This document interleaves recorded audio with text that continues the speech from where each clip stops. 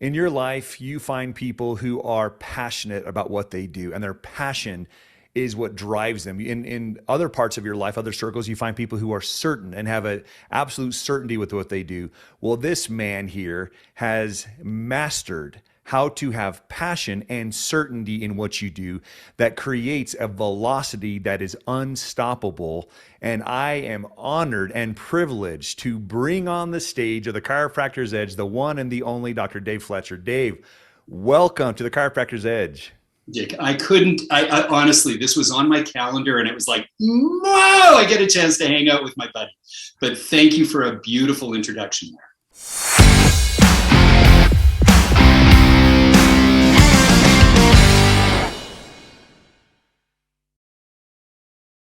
You and I we've had multiple opportunities to know each other over the last several years. We had a great, beautiful privilege of being in the British Virgin Islands on a private island with Dave Meltzer and a lot of our dear friends, Dr. Sean Dale, Lacey Book, some incredible people. And it was humbling to see the man who has changed my life in that light of I'm here to learn. I'm here to learn, I'm here to grow. And to see on the sides all the sidebar conversations where everyone's flocking to Dave Fletcher and asking questions and just listening and being fed, that humbleness that you have about you, knowing who you are with your certainty and your passion for chiropractic and the incredible massive success you have was humbling for me. And I believe for you this started a long time ago. So you got into undergrad when you were 16 years old. You graduated from CMCC in 1980. So you have been practicing and thriving and only gotten faster and handsomer and thinner and more buff. Because I've seen you with your shirt off at the island, man. And for over 41 years. Is that right? Yeah, it's a journey for sure. I love that. And so Dave, you guys, he's the president of CLA, Chiropractic Leadership Alliance. And you've now owned and been the president. Are we coming on 12 years now? It is 12 years. Wow, 12 years. And I would love to share just who you really are. It's you guys when we do business and when we do chiropractic, you're going to make money in anything you do. But when you are passionate and compassionate and you want to give back because you're concerned for the generation coming, when I was a student at Parker University, my family and I, this came a time where student loans, but the cost of living kept increasing for the first time. Every single trimester, it would increase by $3,000 to $5,000 just to live. And our student loans wouldn't increase, but our cost would. And we were literally figuring out how are we going to survive? How are we going to eat? What are we going to do? And we had two young children at this time. And I heard of this incredible opportunity from CLA to write a paper on what chiropractic really was. What did chiropractic mean for me? Where did I envision chiropractic going? And I spoke from my heart about what chiropractic was. And we ended up winning this scholarship. And the scholarship was $3,000. We were able to put tires on our car that needed it desperately because we wanted to protect our family. We were able to buy food and we were able to stockpile on diapers. And I said, I have to think who gave this to us. And they said, well, it's that guy right over there. We met at a Parker seminar, and I literally remember walking in awe. And you knew exactly where my heart was. You said, Jake, I'm honored to do this. We spoke a lot, but you said, I want you to understand one thing, that I'm a regular guy. I'm passionate about what I do. I love what I do, but you need to put yourself in a proximity close to the people that you want to be around. Whoever you aspire to be, find those people in your proximity who can help you achieve that. And you said, don't feel like you can't approach them. Talk to them. How did you find that out in your younger years? Because you were a young student, a super successful student. You started, in a small farm village in Alberta, grew to went to the big city in Toronto, and you only had tremendous success from then. But where did you cultivate that understanding of be close to who you can about who you aspire to be around? How did you get that mindset? Because I see a lot of colleagues who are they almost have, we put our mentors on a pedestal and we say, well, that life is unattainable. Hey, this guy had great success. He did it. How did you develop that? Well, it's a great question. I mean, what comes to mind as you're saying that was and this is many years after probably even you and I spoke, but I remember saying to Chris Kent one time, how the heck am I standing in front of 10,000 people here? And he looked at me in perfect Chris Kent worlds, and he goes, well, just fake it till you make it, And I think that there's something to be said about putting your fears aside and knowing what you know that you know that you know. Very chiropractic principle. And the three levels of knowingness are educated, experience, and mastery. And so obviously you don't just jump into mastery, when you go to work past things. But the one thing that I leaned on was the strength that I had, which was my ability to develop logic and to be educated. I knew that that was a super skill I had from my early days. And I'm not sure that that's the right thing. Everybody has their own super skills, right? I mean, some people are just born to be able to communicate and schmooze, if you would, with people. And there's other people like myself who had to learn that. So I think part of the answer to that question is coming to know who you are through some of your supersets and super skills. And everybody wants to know more. And what I learned very early on is that instead of telling, asking is the best strategy. And so entering into a conversation, it's about listening to them through their dialogue. And so I was sharing a picture of Jim Sigafus and I as we were going in there. And, he was one of my icons that could ever happen. I guess I should sort of share this. We met through the Parker world, which you brought up earlier. And in my earliest of days, I had a vision of the fact that I wanted to be a Parker speaker. You got to remember, there was nothing else out there at that time. There was Parker. It was the only place where chiropractors would gather. And so to be chosen to be in a Parker world, you had to go through this winnowing process. And there was a guy whose name was Art Aston. I don't think he's around any longer, but he had a big bow tie. And on Thursday nights, he would do an open mic, and if you thought that you were worthy of standing in front of people at Parker, you auditioned. And the room would be pretty full of people like me who thought that they had some skills they'd like to teach, or it was their desire to do it. And in that room, so you'd go up and you'd give like an elevator speech, but it'd be less than 2 minutes, and you'd talk about what drove you and whatever else. And Jim was in the room, and I remember standing in front of the mic and looking out and seeing Jim and going, oh my gosh, Jim Sigafus is listening to me in this moment. Anyhow, as things went, I was chosen, and Jim honestly anointed me as his muse, if you would, in those early days.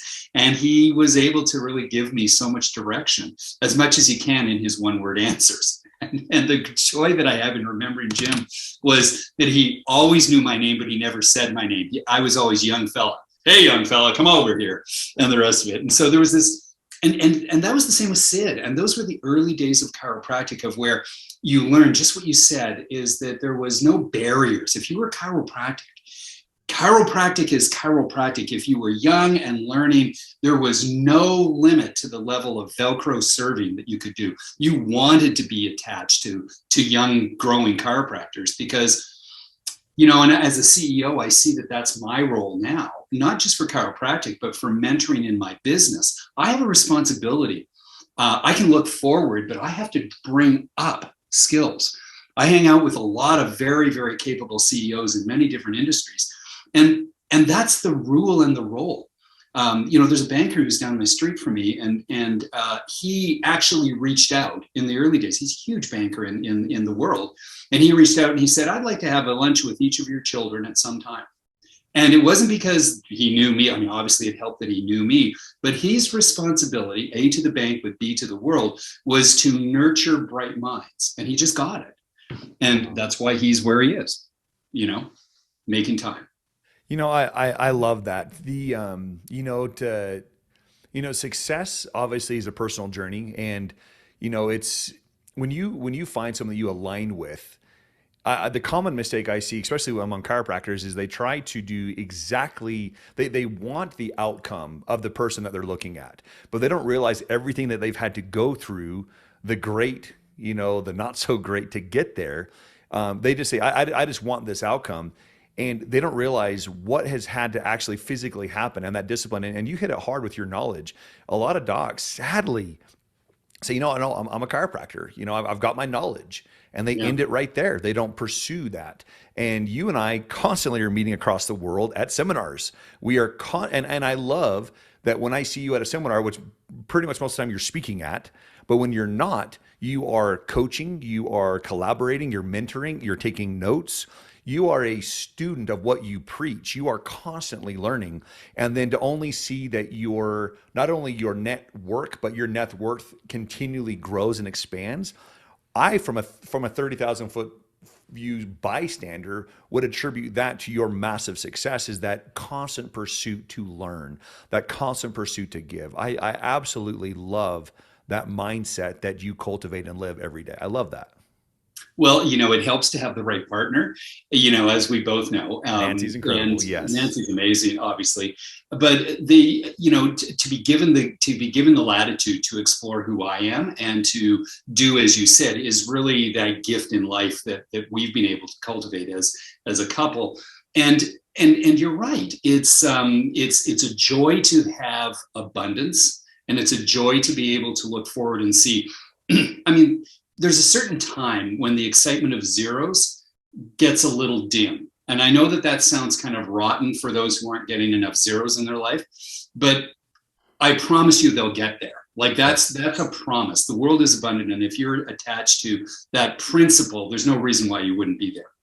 It's up to you not to screw it up. And so the idea then is, well, what do you do with the zeros? What do you do with the zeros? How do you make the passion that you've brought forward a lot better? And your kids are set for life, and it's not about giving them there. It's about giving them a big nudge in the world. And so then you go, well, wait a minute. I really want what I love to be better.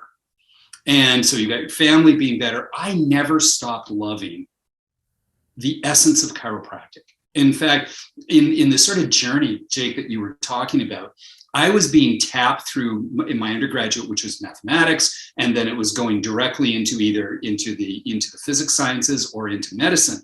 And we had a chiropractic experience younger in my life of where I was struggling with asthma at that time. It's a great story. Is that actually I'll spend a couple of minutes there because This is wonderful for our listeners or your listeners to hear.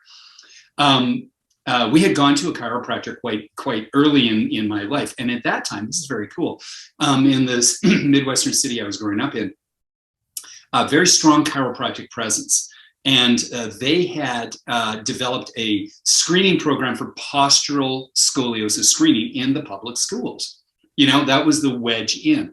And so I was detected in my early days, like I guess I probably would have been 11 or 12 where they were doing it. And so I got kind of, the sheet to take home from the parents, which, shows the shoulder low, the hip low, and something wrong with my worn heels on the one side. And they were saying, go and see a chiropractor. And my mom's a nurse and my dad is not a nurse. He was a serial entrepreneur. And so they ended up taking me to a great chiropractor.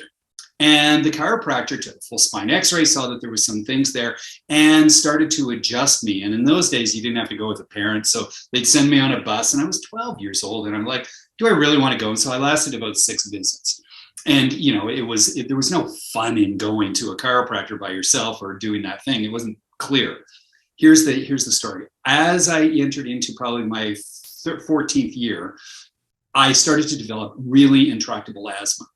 And so in those days, they went to a pediatrician, and the pediatrician, this is where I knew medicine was tilted, said, well, it's something that you grow out of every 7 years. So in 7 years, let's see, you're 14, by 21, you should be out of your asthma. And I'm thinking, that's not real science. And I was only 14 at the time. And so anyhow, they gave you these drugs that would knock you out. Long story short, my Uncle Bill was a dairy farmer just north of Winnipeg where I was. And we'd go up every Sunday and have, Sunday dinner with the family. And he looks at me and I'm withering away, with this terrible asthma and everything else. And he looks at my dad, he says, for God's sake, Charlie, take that kid to a chiropractor. And so they took me, and my dad said, well, he has a chiropractor. So they took me back to my chiropractor, and get this. Obie Bailey, who was my chiropractor growing up, was a student of BJ's. And here's the lesson to be learned in this, is that because I came in as a scoliosis patient, if you would, He treated my scoliosis because that's what he thought I was in there for, knowing far better. But when we took away this idea of why I was a spinal-based patient, and he saw me as a human being who he had skills to do adjustments on, my life changed. And so that's how I ended up becoming a chiropractor. And I was saying this from the stage not long ago. I said, actually, it was in front of a group of Northwestern students. And I said to them, tell me what you chose not to be to become a chiropractor. I said, because it's one thing to say, oh, I'm choosing to be a chiropractor. But when you make a choice to be a chiropractor, you actually make a choice to not be something else. And I said, well, tell me what it was. And so all of them, I'm a kin grad, so I was going to go into medicine. I'm a kin grad, I was going to go into kinesiology. And unfortunately, there's not a lot of mathematicians who are saying, I want to be a chiropractor. But the crazy part of that is that to be standing in a chiropractic school these days, it's a confirmation that you chose not to be something else. And Yes. You should love that. You should say, that's my chosen path, instead of, oh man, I'm having a hard time here. You are amazing because you chose what very few people can choose in their life. Chiropractic is the coolest thing on the face of this planet. Oh, it's amazing. It is the coolest thing. And one of the things that I have learned consistently from, obviously I'm going into my 11th year of practice here. And the more we have dedicated on chiropractic, and obviously when you see someone, it's very easy to say, oh, Dave is a scoliosis. Like, this is scoliosis, Dave. Yeah. We can get into that rut of looking at people by their symptoms, by their diagnosis, as opposed to people and clearing. And how many of us, when we truly focus on the analysis, detection, and correction of vertebral subluxation, when we look at that and say, okay, I see that you are having back pain. I can't tell you how many times people come and say, well, actually, from what you're talking about, my main concern is infertility. Yeah. My main concern I'm constantly depressed, and I can't figure out why, and no one can figure out why. We just had a gentleman that hasn't slept in 90 days. 90 days. His wife made him an appointment in the practice, and he was planning the weekend after the appointment to commit suicide. He'd planned it out because his wife was going to be out of town. Yeah. After his first adjustment, he slept for 18 hours. Mm-hmm. And I looked at him and he said, they're telling me I have anxiety. I don't have anxiety. He goes, but I do have excruciating low back pain. And the first thought I had is, okay, don't focus on the back pain, focus on him. And what a miracle that was. Man, chiropractic is the coolest thing on the face of this earth. And that family is completely changed. And you're talking about the zeros, right? If we were to look at what has happened, I mean, the quantitative effects of what's going to happen, the ripple effects of his life now and his family's life, and the generational health and wealth of his family, I can't even fathom. And that's just one family. That is the power we have within our knowledge and our hands and our passion. When loving service, like Jim Parker used to teach, is your first technique, when you truly love what you do, chiropractic reveals its amazingness of what is potential in your people, because we are limitless. We are limitless. And that is what chiropractic allows us to achieve, is a life without limits. It allows us to live a life of optimal expression.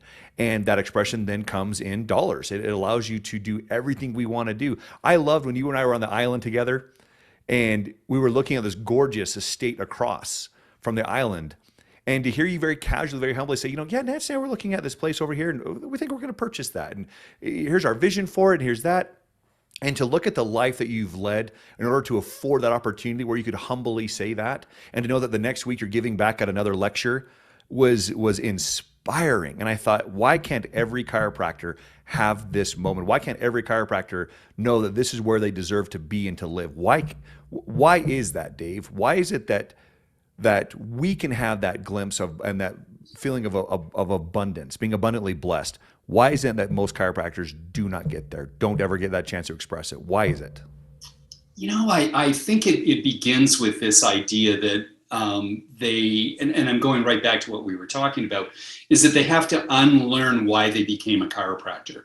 And I think that a lot of people get stalled in this idea that they graduated with enough knowledge to be a chiropractor, but they really didn't learn chiropractic. I mean, it was tough 40 years ago because, you know, there was still a gap between, and you know, if you think back on it, chiropractic is only 125 years old. And so if I'm talking about being adjusted by someone who is a student of BJ, you know, which is mine, we're only a third generation of chiropractic. I'm sort of a third generation. You might be the fourth generation, you know, as time goes on. But that's a young profession. And I think that the principle of abundance really is this idea that you have to become a salesperson. And one of the things that I never really chose to be was to be a seller versus a teller. I sort of knew that my role was to be a voice of something that I was believing and passionate of. And I know that you interviewed Gilles Lamarche, and Gilles and I, we're cut from the same mold, if you would, through the chiropractic world. And it's this idea that you don't have to struggle to tell a story. I can sell anything. I grew up being able to sell anything, but I realized I didn't have to sell chiropractic, and it just sells itself because if there's a detractor who comes in front of you, it's okay to say, okay, they're just not ready for you yet. You know, there used to be, I mean, this was in Sid's classes. It was SWSWSWN, and it was some will, some won't, so what next? And that was the whole principle. And it wasn't that you allowed people to diminish you. You just went and said, gosh, they're just not ready to hear the biggest story that they could. And it was, as you were mentioning this whole idea of pigeonholing people into conversations, I think that's part of the other strategy is that, you know, you're going to be confronted with people and you've been taught diagnosis. And it's hugely important to understand human health. Absolutely. Because, I mean, Fred Barge used to walk around with a stethoscope, and he was anything but he understood that he could understand the human condition in front of him, so that when he gave an adjustment, he knew exactly what to look for when it came. He wrote the textbooks on scoliosis, and he never adjusted a scoliosis. You know what I'm saying? It was all about never being afraid to even be that person you are. If you're knowledgeable in this, just don't con yourself into wearing con yourself into believing that a stethoscope is a medical instrument. It's a health instrument, you know? And I only say that because there was one of the things that was above my desk was a Kierkegaard statement. Soren Kierkegaard, the Danish philosopher, said, when you label me, you negate me. Wow. And so I was labeled an asthmatic, but I wasn't treated as an asthma patient. I was cared for by a chiropractor in the same way that, and it's a heavy lift when you're in front of people. It's a heavy lift to forget that you don't have to pretend you're a medical doctor. There's enough of them out there who can treat whatever it is, but you have to be that chiropractor that they will never get. That's what makes my abundance, is that I know I have the one opportunity in this person's life to give them the chiropractic care that only I can give. And I remember standing in front of a group, it was in Minneapolis, and I was a large speaking group. And I don't know where this came from, but it was a truth. And it was in my core that I knew I needed to share. And I looked at the group and I said, you would love to be adjusted by me. And it was like, what are you saying here? Wow. Where does that, and I knew it wasn't coming from ego. I knew it was coming because I had reached that moment in my abilities to where I could care for, I could find subluxations and I could adjust them like no one else. And so I knew that my skill sets matched my desires. And I think that's when the accelerated abundance just went beyond. Wow. Yeah, that was sort of, those are sort of the ideas that pop in my head as you ask this question. I'd love to talk about that a little bit. So obviously, I mean, and this is going to have to be a podcast for another day, but your certainty and passion have obviously, prevailed and push you where you want to be and push the boundaries of what most people say is success. And you had an incredibly successful chiropractic career as a boots on the ground chiropractor. Oh yeah. And most doctors would be satisfied. And I would say, honestly, people need to figure out, what do they really want? What do you want? I have so many colleagues that, I want to stroke out on my table. I want to practice. I'm 98 years old and I want to just die on my patient. Like that's my joy. That's what I want, but we have to figure out what is it that we want.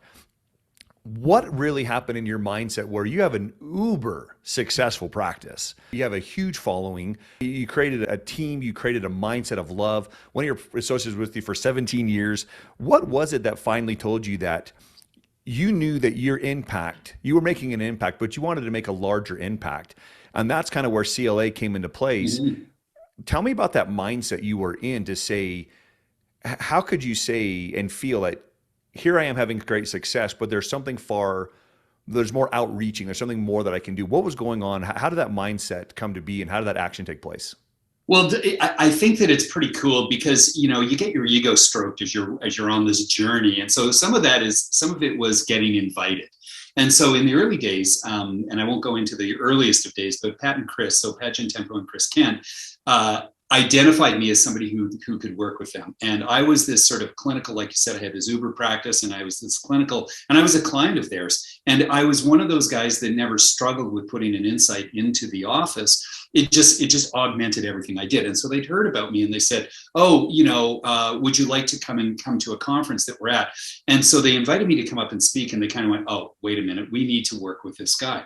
So they invited me, ego, a little stroke, because I was teaching at Parker in those days as well. And so I started to be more affiliated, not just with Parker, but with CLA. And over the years, there was Pat, Chris, and myself, and we sort of set the standard. Pat needed to go on and follow his journey.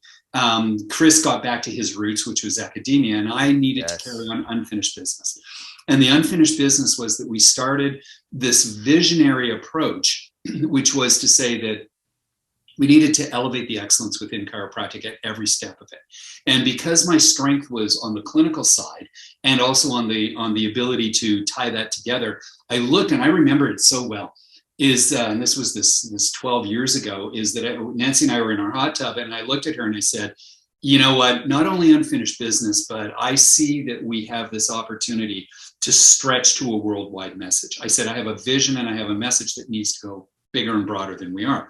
And I had already achieved a lot of what I thought were my life goals. I'd climbed mountains, and I'd spoken in front of tens of thousands of people, and I'd done what I thought was where it was. And part of that also, Jake, was that I knew I didn't want to wither away. If these goals that I thought were lofty and had already achieved where I was in certain realms, I didn't want that to be sort of the glass ceiling that I'd come to. So I took on a challenge, which at the time was CLA, and it was a big challenge because there was a lot of technology that needed to be invested in. There was a lot of software that needed to be redone, and those are not skills I have. Like, I have no skills in understanding that. But we dug in, and I just think this is really important for everyone to listen to. I had this idea, so I hired a CEO and I did everything, and it was working okay, but at the pace of it was too slow for where I wanted it to be. I had a different vision. And I got to year 5 in my journey, and I realized that we had stalled with the people we had. And I needed to take the reins. And I left practice at that time, and I took over the reins of a very large company, of which I'm not an MBA. I know enough about business to know enough about business, but there are skill sets that other people have that I kind of just faked it till I made it in so many senses, like being a software development team. And with the right people behind me and the right energy, we've catapulted CLA to be by far the peerless process in terms of chiropractic. It's growing in leaps and bounds. We're innovative. We do tremendous work on the development side and on the other side of teaching and otherwise. So I'm exceedingly proud of where we are. It's one of those things. And yet I still look ahead and I go, oh my goodness, we're only seeing the bottom half of the percentage of chiropractors in our practice. When we took it over, if you take a look at what 10% of a chiropractic population looks like, and when Pat and Chris and I were in the early days, we sort of said, if you're not in the game of subluxation, don't call us. And what we realized was that, yeah, that's still the truth. I mean, my URL is subluxation.com, is that if you're still not in in the realm of wanting to care for people through the vision of chiropractic, you're probably not perfectly suited to use our technologies and to come to, commune with us, but we'll teach you. We won't say no to you, but we'll teach you if you have a willingness. So we've been able to catapult in those same years where we're seeing, a 20% growth on a year-by-year basis. Wow. And which is massive when you're already a busy company. Wow. Our biggest challenge, like many chiropractors out there, is that we can't hire enough of the good people. It's tough out there to hire the right people these days. But isn't that a great thing about chiropractic? Is that the hardest thing that we're seeing in our cohort of chiros, and maybe you're one of them too, Jake, we can't find enough good chiropractors to fit the practices that need them right now. It's crazy. We've been dying for this. So what the pandemic did was this: everybody went, oh, medicine, no answers. Chiropractic, big story I want to learn about. And I love that. Thank you for sharing that journey, because that unstoppable vision, and there's a moment that I love to not in a creepy way, but put myself on the side of the hot tub between you and Nancy. Like, I'm not in it with you, but I'm on the side. And I'm thinking, like, there was a 5-second gap at some point where you had that idea. And if you hadn't married that idea with an action to voice it and say, hey, sweetheart, I have this vision. When we don't marry an idea, when we feel inspired and we don't act, we don't send a text, we don't write a message, we don't write a note, we don't follow up on it, we don't voice it, we will see that idea will keep coming possibly, but if we don't act on it, someone else will. And I firmly believe that when God gives you an idea, it's yours to act on. And you have learned the power of collaboration on top of this. And now HRV 5 years ago, 10 years ago, there's this, like, in our profession, we understand that. But the majority of the world has no idea, even in the medical community, has no idea what HRV is. And now it's something that people are seeking for. They're understanding, like, hey, I want longevity in my life. I want to not only just live, I want to thrive. And that is one of the most amazing outcomes that we're seeing with your technology. And the fact that has been a propellant for understanding what chiropractic is and getting more people under chiropractic care. I mean, you are making one of the largest impacts in the world through what you do. That's absolutely incredible. And I love to hear how that actually is, to see the incredible giant that it is, how it really became where it was. Because I have 7 or 8 CDs from Patrick and Chris still that I bought from Parker. And I listened to everyone multiple times, and to hear those humble beginnings and powerful beginnings, but you stood on principle. And you've taught me that you need to approach the people that inspire you. You need to approach the people, and the fastest way to get to any destination is to ask someone who's already there for directions. And you've taught that. And you reminded me of Henry Ford when he said, I may not be the smartest guy in the room. I'm a smart guy, but I can push this button, and at the second I touch that button, I can have the smartest person in the world on accounting or technology or marketing be on my side. You've developed that, and now we are worldwide with this. That's absolutely incredible. It's been really remarkable to sit in the chair I have, just kind of look out and go, wow, we really are making a difference. Like I got some data the other day, and we generate somewhere around 4.5+ million scans a year now. Wow. And those aren't individual scans. Those are scan reports. So there could be 3 scans on each one of those, reports that we do. That's an impact. And it's interesting. I was speaking to, I don't know if you're familiar with Jeffrey Stamp. So he's a mathematician, and he's learned to love chiropractic through friends of mine. Anyhow, we started HRV in 2006, and we were way ahead of the curve. And when I say we, honestly, Chris Kent was the one who was sort of unleashing that principle. And Patrick and I were looking at the idea of chaos theory. And so the idea of chaos theory is this nonlinear approach, and that's always been the great desire, coming from a math background, to try and quantify and try and codify this idea of chaos being relatable to where people are. And so most people don't understand, but when you do the math that's associated with calculating HRV, it's based on chaos theory. And as a consequence of that, it means that you're taking a non-spinal test using the principles of chiropractic, which are this idea of adaptability. And you're using the most advanced modeling that science gives you, which is chaos theory. And as a principle, we started to get this. And many of our listeners in here will have heard of heart math.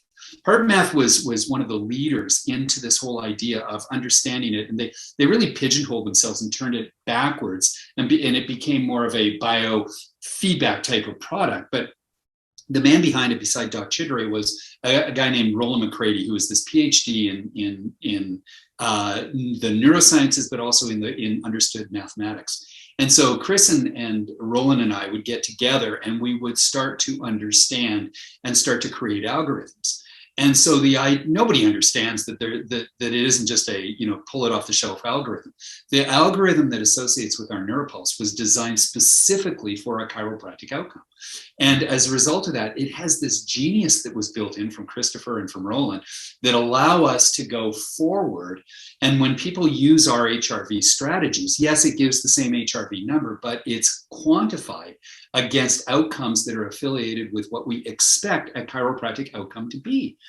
And so there's no guessing. If your patient, we call it the green box, you know that, but if the patient is outside of the green box, it really means that there's an opportunity to adjust them forward. And so when you have that and understand that, you're not just doing a whoop or an aura ring or something like that. You're using a tool that was tuned from its birth time to be the best of the best of the best in forms of HRV. And it's one of those great feelings that I have that we made a difference in those 4.5 million scans annually, that people are getting it where chiropractic can be. Wow. There are multiple ways to assess the nervous system, to assess longevity, to assess health, or to assess it. But man, the proof in the pudding behind that is absolutely astonishing. And for those of you who use it, you understand it, you get it. And for those who would like to explore this, we're going to have a link down below of what it really means. If you've never seen it in your practice, I believe most people have, but there are some who haven't. And we'll give you guys an opportunity to be able to see what this is, to create, to have a demo of this. But this is something that is propelling our profession forward and allowing us to be able to validify what we are doing.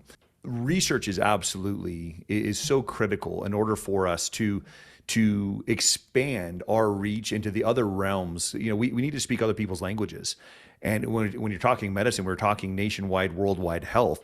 We have to have the evidence that backs it up. We know what's going on. We know what happens when you find a subluxation and you adjust it and in order to correct it. But the world, that is one of the tools that we have. Dave, I am so honored to associate with you. You really are one of the giants that propel our profession forward. I'm honored to know you, and thank you so much for giving some of your wisdom and knowledge and understanding about how you got here, and your unstoppable vision, your clarity of thought, your certainty to be able to develop a vision by gaining knowledge and by gaining people. I mean, you rattled off, I think, 15 people's names by, these people that are absolutely incredible in your life, but understanding that there are people who have the knowledge that you may not have, and how can you approach them, how to allow them to help you attain your vision so that more people can be helped through chiropractic. That's inspiring to me. So you guys, don't limit yourselves through your context. Don't limit yourselves through your vision. Don't limit who you believe you can or should not or should associate yourself with. And when you have that vision, after having, if you find right now that you are happy, but you're not satisfied, that there's more, follow those visions. Connect with us. Connect with those who are at a higher velocity vibration of where you want to go, and fulfill that vision that you have that will propel your practice forward. It will guide you and allow you to thrive in abundance so that you can then give. We can't give what we don't have. And you'll be able to give far more and do far more when you've lived the principles that David is living and that he's just taught. So Dave, thank you so much for being on with us today. Any last thoughts, any last words for us? The very last word that comes, and Jake, you exemplify this, is volunteer. You know what? When it comes down to wanting to hang out with the right people, hang out with people that are doing good. You know what? Whether it's volunteering at, I know you do, you volunteer at, for instance, Mile High, you know, because you have had that gift. Volunteer at a food bank. It doesn't matter if you want to. Chiropractic is everywhere. You know, chiropractic isn't. I mean, chiropractic is in the church basement. It's in the it's in the food bank. It's in you know, in current conferences. Just be part of the rhythm of life, and it feels really good. It does. Oh my gosh.